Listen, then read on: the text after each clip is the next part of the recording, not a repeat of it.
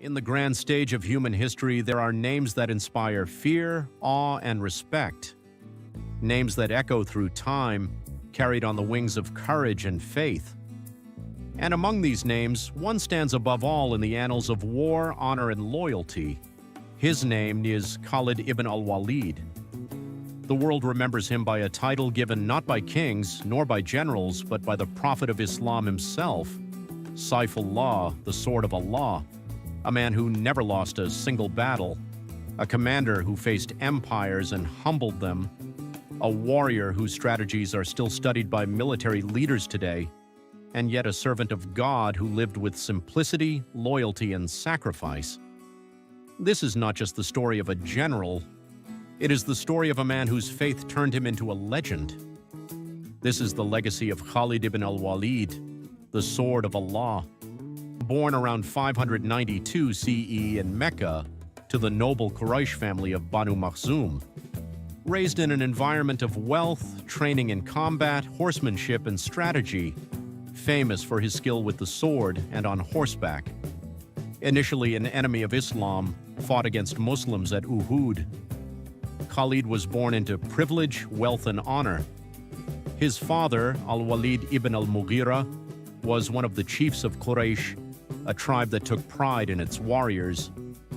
From a young age, Khalid was trained in the arts of war. He learned to ride before he could walk steadily.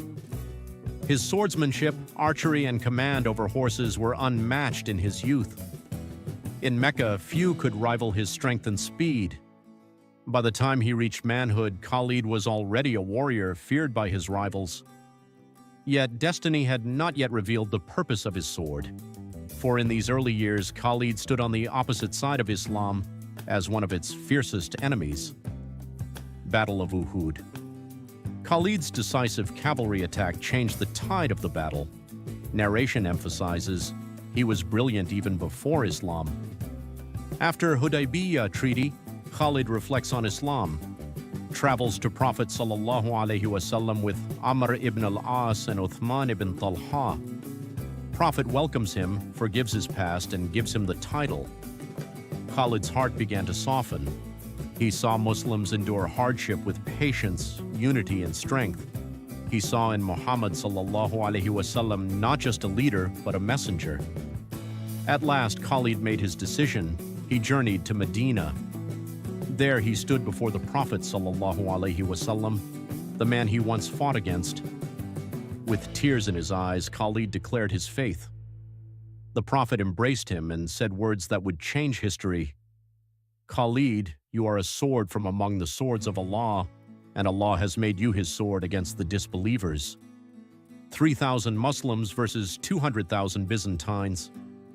3 Muslim commanders martyred, Zayd, Ja'far, Ibn Rawaha. Khalid takes command, strategic withdrawal saves the army. Prophet names him the Sword of Allah. The desert roared with the thunder of Byzantine cavalry. Against them only 3,000 Muslims stood, their shields pressed tight, their hearts unshaken.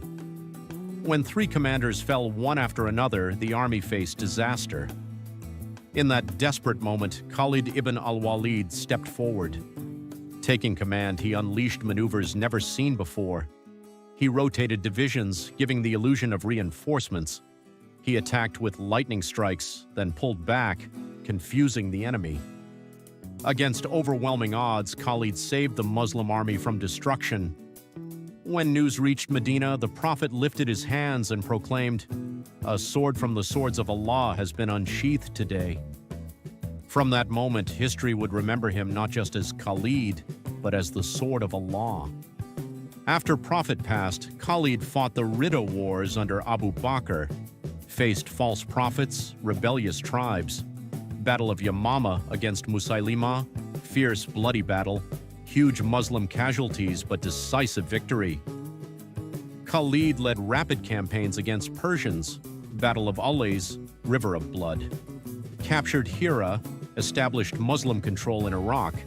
Known for speed, Khalid's march covered impossible distances in days.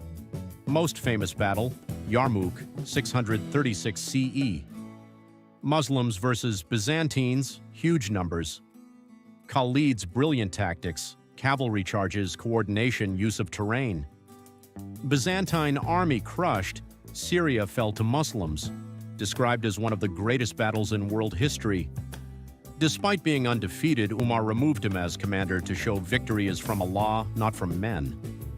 Khalid obeyed without protest, fought under others' command with loyalty, simplicity in life despite conquering empires, died in Homs, Syria, left no wealth, only sword, horse, and armor.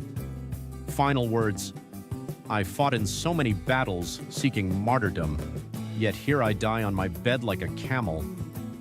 Let the eyes of the cowards never sleep. Muslims wept. Umar said, women will never give birth to one like Khalid again. The sun sets over the desert sands, and with it the journey of Khalid Bin Al-Waleed, the sword of Allah, comes to a close. A warrior who carved his name into the scrolls of history, yet died humbly in his bed, undefeated in battle, unshaken in faith. His sword now rests in the sands, but his legacy rides on with the winds of time. The empires he humbled, the lands he liberated, the faith he carried with honor, all stand as living monuments to his courage. From the deserts of Arabia to the rivers of Persia, his story remains a flame that cannot be extinguished. And now, dear listener, the legacy is in your hands. Keep the memory of Khalid alive. Share his bravery, spread his story, and let the world never forget the sword of Allah. This is Legend's Legacy. If this tale inspired you, then like, share, and subscribe. Because legends never die, they live on in hearts that remember.